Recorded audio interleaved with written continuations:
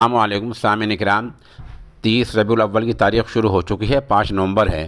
ہماری خبر کا عنوان ہے ہریانہ کے گروگرام میں نماز جمعہ کی مخالفت میں گوردھن پوجا۔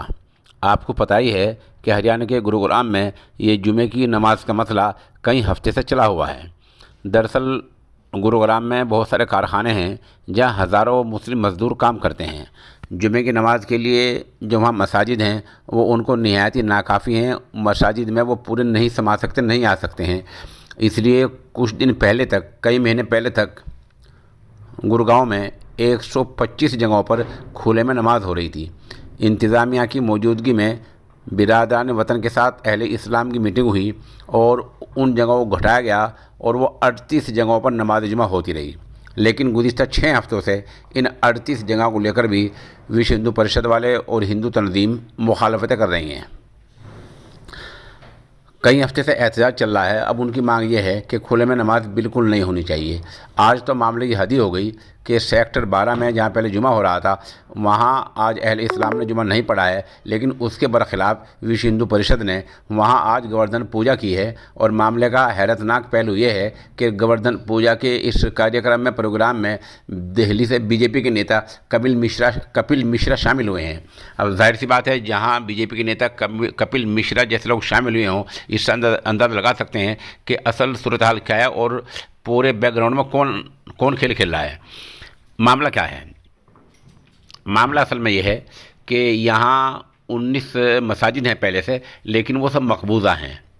آزادی کے بعد ان پر قبضہ کر لیا گیا تھا، ان پر قبضہ ہے، ناجائز قبضہ ہے، وہ سب وقف بورڈ کی جگہ ہے۔ لیکن ان کے انخلاء کے لیے، ان مساجد کو واگزارے کے لیے کچھ نہیں ہو رہا ہے، جس وجہ سے مساجدیں کم پڑ گئی ہیں۔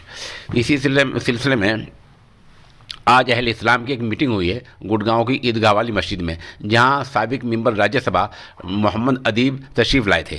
محمد ادیب وہاں آئے اور انہوں نے کہا کہ شرپسندوں سے نپٹا جائے گا، لیکن قانون کے دائرے میں نپٹا جائے گا۔ انہوں نے کہا کہ ہم جلد ہی ایک وفد بنا کر ہریانہ کے وزیر اعلیٰ منوہر لال کھٹر سے ملاقات کریں گے۔